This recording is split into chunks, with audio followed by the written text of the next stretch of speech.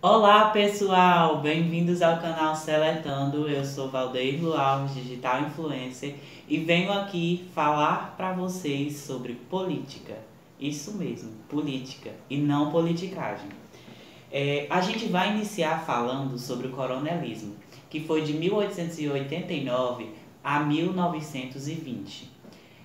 O que é o coronelismo? O coronelismo ele surgiu em 1889 e foi até 1920. Ela foi a base para a política, principalmente a política russana. Mas o que foi o coronelismo? Ele foi a figura do coronel, na qual foi o determinante para o voto de cabresto, né? Onde as pessoas elas votavam através de favores, através de melhorias para elas mesmas, e isso se perpetua até hoje. Isso significa que elas votavam em benefício próprio e não pelo bem comum, como a gente espera atualmente. Então, vamos passar agora como aconteceu em Russas com os prefeitos e quantos mandatos Russas teve.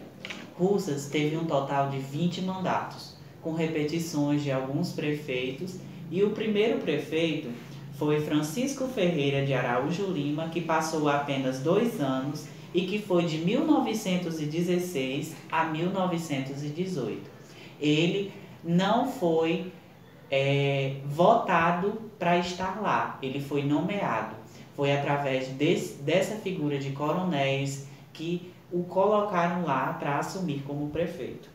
O segundo prefeito foi Felipe José Santiago Lima, que passou também 2 anos e foi de 1919 a 1921, sendo o último dos nomeados. Então se encerrou aí a República Velha e veio a Nova República, que foi com o terceiro prefeito, José Ramalho de Alarcon e Santiago, que assumiu em 1921 e foi até 1929. O quarto prefeito foi João Maciel Pereira, que foi de 1929 a 1930. O quinto prefeito foi Manuel Matoso Filho, que foi de 1937 a 1944. Esse nome é parecido com alguma instituição pública que vocês veem? Eu acho que sim, né? O colégio lá de ensino médio, que tem este nome. Conseguem ver a supervalorização da figura pública? Enfim, a gente fala isso mais na frente. Continuando. O sexto prefeito foi João de Deus, que foi de 1947 a 1951. O sétimo prefeito foi Raimundo Maciel Pereira, que foi de 1951 a 1955. O oitavo prefeito foi Eliseu Ferreira Lima, que foi de 1955 a 1959. O nono prefeito foi Gerardo Matoso de Oliveira, que foi de 1959 a 1963. O décimo prefeito foi João de Deus, na qual teve o seu segundo mandato, que foi de 1963 a 1967. O 11º prefeito foi José Martins de Santiago, que foi de 1967 a 1971. Gente, vocês perceberam que existem muitos sobrenomes que acabam se repetindo? Será que tem alguma coisa a ver, alguma ligação todas essas pessoas? Vamos mais à frente e aí a gente conversa mais sobre isso. O 12º prefeito foi Pedro Maia Rocha, que foi de 1971 a 1973. O 13º prefeito foi Aurino Estácio de Souza, que esteve de 1973 a 1977. Vocês veem e percebem novamente que a figura pública ela continua sendo supervalorizada. Um desses motivos é a praça na qual leva o nome dele. Então, continuando. O 14º prefeito foi José Martins de Santiago, que foi de 1977 a 1982. O 15º prefeito foi Dr. Zilzo, que foi de 1983 a 1988. O 16º prefeito foi Francisco Assis Bezerra Nunes, que foi de 1989 a 1992. Então, a partir de agora, a gente já começa a ver nomes conhecidos. O 18º prefeito foi Raimundo Weber de Araújo, que foi de 1997 a 2004, um de seus mandatos.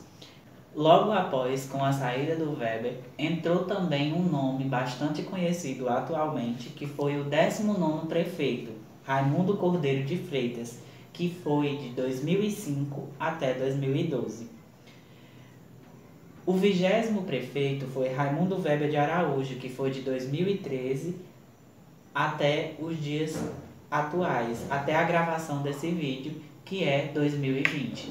Então, quando a gente olha para todos esses nomes estampados neste caderno, a gente consegue perceber a alternância em sobrenomes. Então aí você percebe a bolha política partidarista, que acaba se tornando uma herança cultural e também uma herança familiar, na qual acaba englobando a população através de obras e dando nomes de políticos na qual foram contratados por nós.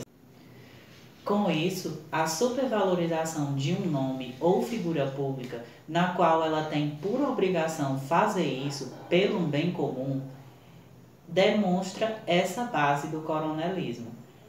Mas por que é importante a gente conversar sobre política e não sobre politicagem? Porque as políticas, elas são para beneficiar todos e não para beneficiar apenas um.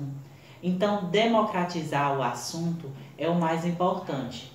Eu já vi inúmeras vezes pessoas aqui em Russas, na qual eu tive convívio e que a gente começava a falar sobre política e acabava indo para um lado A ou B. Conversar sobre política não é você ir para o candidato A ou o candidato B e o defendê-lo com unhas e dentes. É você falar sobre medidas que podem ser feitas pela educação, pela cultura, pela saúde, pelos empregos, que não são também menos importantes. Então, é você procurar soluções para o bem comum. Vamos nos ater a olhar os candidatos, a examinar de onde ele veio, se ele já tem um histórico de política nas veias, se ele realmente tem essas intenções. Eu não estou aqui para criticar ou para ficar do lado de político A ou B, eu estou aqui para conversarmos e abrirmos a nossa mente sobre o que é a verdadeira política, o que é o Estado democrático e para que ele serve. A nossa sociedade, ela precisa mudar, e principalmente Russas, na qual se encontra em 219 anos, mas que pouco evoluiu, até porque a intitulada Capital do Vale não cresceu tanto como era para ter ocorrido quanto as demais cidades. Então é muito importante que a gente comece a pesquisar. Se ficou faltando alguma informação aqui, eu peço que encarecidamente você me fale, e aí a gente começa a trocar uma ideiazinha, e aí a gente vai complementando o assunto, para que a gente possa descobrir quem virá no futuro e que a história não se repita mais. Então é isso. Pensem a respeito e comecem a seletar coisas boas, e principalmente sobre a educação, a cultura e a política. Precisamos já falar sobre política para que possamos tomar a decisão certa. E é isso.